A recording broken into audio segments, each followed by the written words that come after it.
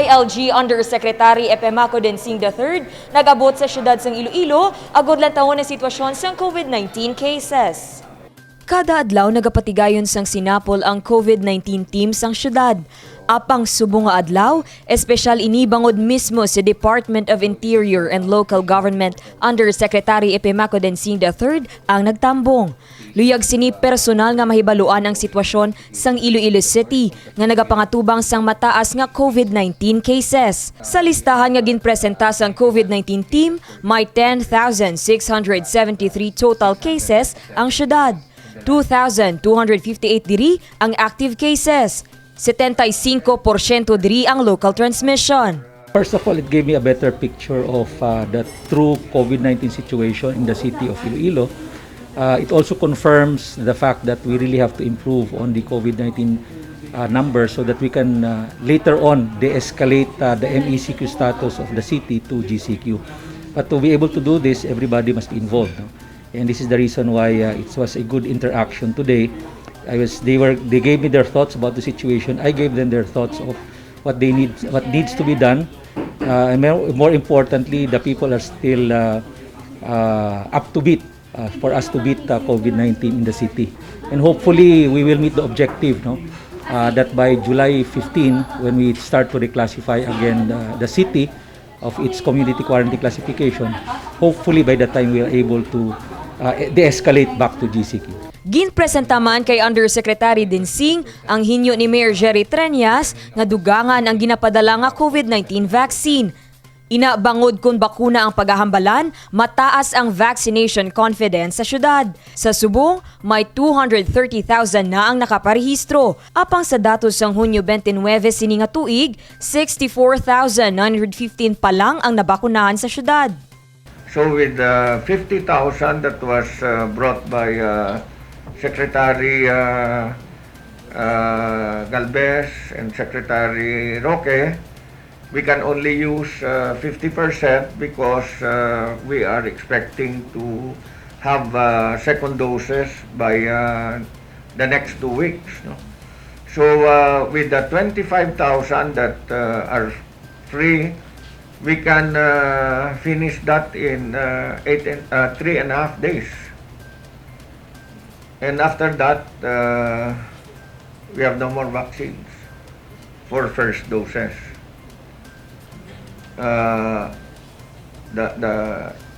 is the situation. We really have to stop our vaccination because we no longer have vaccines. As a matter of fact, I think for this week, we only vaccinated for first dose 500 because there were no more vaccines available. Well, I'm surprised and happy that the vaccination confidence in the city is quite high, no? At least 50%, more than 50%. Number two, the issue of supply really is a global concern. No? It's not just limited in the Philippines that there's a low supply of vaccine. And while the surge has already dissipated in the National Capital Region and the adjacent provinces, as ordered and directed by the President, it's time for us to reassess and reallocate more vaccines to the provinces, specifically in Region 6, Region 10, 11, and 12. That was already a directive by the President. Now, what will happen is just in the next batch of vaccines to arrive this July, and we're expecting minimum of 11 million or higher, we now expect that more vaccines will be allocated in the provinces, including here in the Iloilo Province and Iloilo City. Gindayaw naman ni Undersecretary Densing ang pagpaninguha sang alkalde sa away batok COVID-19. I appreciate Mayor Treñas in the communication side. No? Two things. One is the internal communication. The fact that he meets with his important officials in the city, including that of the various agencies in the city, on a regular basis daily at 9 o'clock. That shows how important that shows that kind of leadership he has internally. And the fact that he communicates the needs of the city to the national government agencies, and particularly he always calls me for any needs that he would need in the city to be addressed to, or issues and concerns. It's also a way of telling us that there's a problem that the national government has to address. And that's quite very important because we will not be able to know the needs of a particular local government unit if it is not communicated to us. And knowing the mayor, he made that communication because it's really a time that he himself and the resources of the city will not be able to address. And it's important whether we respond immediately or not because of certain limitations we also have in the national government, that it has been communicated. And when communicated and justified and the resources will be available later on, we will have to respond to that. Apila ni Densing sa publiko, Sa ating mga kababayan sa Iloilo City at sa probinsya ng Iloilo, nakikiusap po kami, kailangan natin pagandahin po ang sitwasyon dito sa syudad at magagawa lang natin yan kung tayo magsasama-sama at sumunod sa mga panuntunan ng isang MECQ. Sa MECQ po, napaka-importante na hindi tayo lalabas ng bahay kung hindi naman kailangan. Lalabas lamang po tayo kung tayo magtatrabaho at lalabas tayo kung bibili tayo ng mga importanteng mga bagay na pangangailangan natin sa ating bahay, no? Pero kung wala hong pangangailangan, kung hindi na po importanteng lumabas at gusto lang natin magpasyal-pasyal para ho talagang mapigilan at bumagsak ang numero ng COVID-19, kailangan ho tayong manatili sa bahay. So sa susunod na 2 linggo, nakikisuyo po kami sa mga ating kababayan dito sa Iloilo City na stay at home muna tayo kung hindi naman kailangan lumabas. In 2 weeks time, in 10 days time, pag napababa natin to, gaganda yung sitwasyon, dahan-dahan rin natin magbubukas yung ekonomiya, dahan-dahan rin tayo makakalabas. matapos ang sinapol, nagtambong naman si Undersecretary Densing sa ceremonial turnovers sang pick-up, motorsiklo, mountain bikes, K9 puppies, kag SWAT van para sa Iloilo City Police Office. Dane Raffles para sa Level Up Patrol. Iloilo City Government magahatag sang business incentive sa mga magapatindog sang building sa 3 ka mga lugar sa syudad. Lubos nga naapektuhan sang COVID-19 pandemic ang Iloilo City. Nagapati si Mayor Jerry Treñas, kinahanglan nga tutukan man ang pagbangon sang negosyo sa syudad.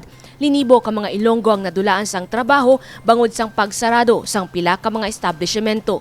Ini ang rason kun nga ginsugura na sang lokal nga panguluhan ang konstruksyon sang pila ka mga proyekto sang syudad.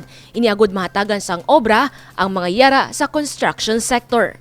If the private investors cannot as of yet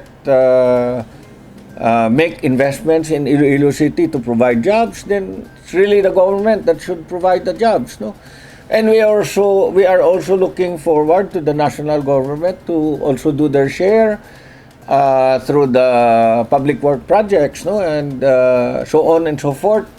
The LGUs must provide the jobs. The national government must provide the jobs.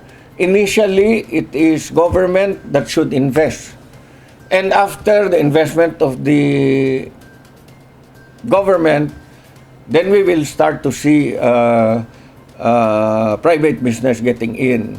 Kapaobra mga gamay nga mga stores, kapaobra mga building. At the moment, kita ta daw ay mga dalagko nga building nga ginaobra except sa pila lang ka lugar, no?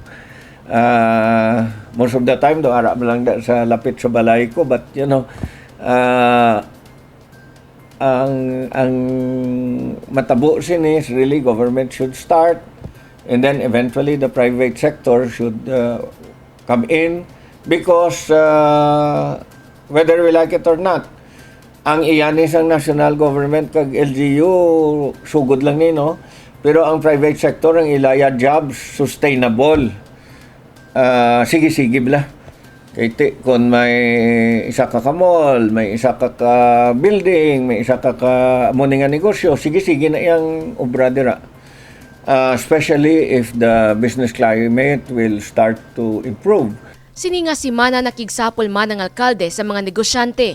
Diriging presentasi ni nga ginahikot na subong sa konseho ang paghatag sang 3 ka tuig nga business incentive sa mga magapatukod sang building sa 3 ka mga lugar sa Iloilo City, ang Circumferential Road, Radial Road, kag Coastal Road. I told the business community that may ara kitang incentives 3 years, no? Kung sino mapaobra building, mapatindog negosyo sa Circumferential Road, sa Coastal Road, sa Radial Road, 3 years nga incentive. First year, why ka balay run except regulatory fees, why ka real property tax, why ka business tax.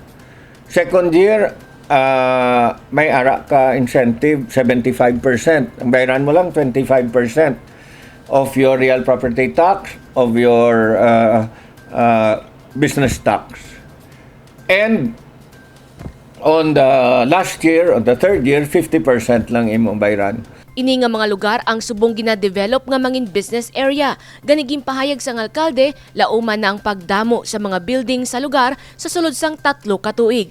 Kun ini ang matigayon, linibo man katrabaho ang dala sini para sa mga Ilonggo. Jennifer Garcia Hernandez para sa Level Up Patrol. Disinfection sa 7 ka mga merkado publiko sa syudad sang Iloilo ang nagapadayon. Nagapadayon ang disinfection sa 7 ka mga merkado publiko sa syudad sang Iloilo. Inimong Iloilo Terminal Market, Iloilo Central Market, La Paz Market, Harubig kag Haros Mall Market, Mandurriao kag Arevalo Public Market.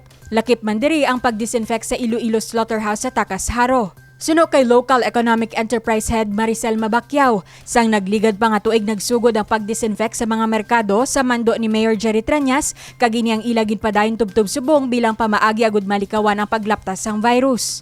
Nag-start ang pag-disinfect sa atong mga public markets sa nagsulod ng COVID-19 virus sa atong syudad way back March 2020, kag dinsibi-sibiin na until to the present. Nakita man ni Mabacquiao ang importansya sang pagdisinfect sa mga merkado publiko, ilabi na subong nga mabaskog sa gihapon ng pamaog sang COVID-19 virus sa syudad. Importante ang pag-disinfect sa tanang mga public markets para sa safety sang atong mga vendors at consumers sa tanan nga nagasulod sa merkado publiko. 2 ka beses sa isa ka semana ang pagdisinfect sa 7 ka mga public markets kag slaughterhouse sa Takas Haro. Gani dako ang pasalamat ni Mabacquiao sa suporta sang alkalde sa pagpatigayon sang siningalihok agud mapabilin nga matinlo ang mga merkado sa syudad sang Iloilo. Nagpasalamat gid ako sa upod sa akong nga mga market in charge kag staff sang LEEO sa atong pinalangga nga mayor sa iya padayon nga projects nga pagpakayo sa atong mga merkado despite this pandemic time. And thank you man sa tanan nga ginhimo niya sa atong syudad sa tiyon sang pandemya sa padayon nga pagbato para sa atong syudad sang Iloilo.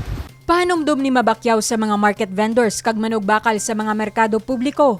Padayon sa gihapon nga magsunod sa minimum health protocol, kaangay na lang sa pagsuksok sang face mask, face shield, paghugas o kon pag-sanitize ang kamot, kag pag-obserba sang physical distancing, agud malikawan ang paglaptas sang virus. Divine Singh para sa Level Up Patrol.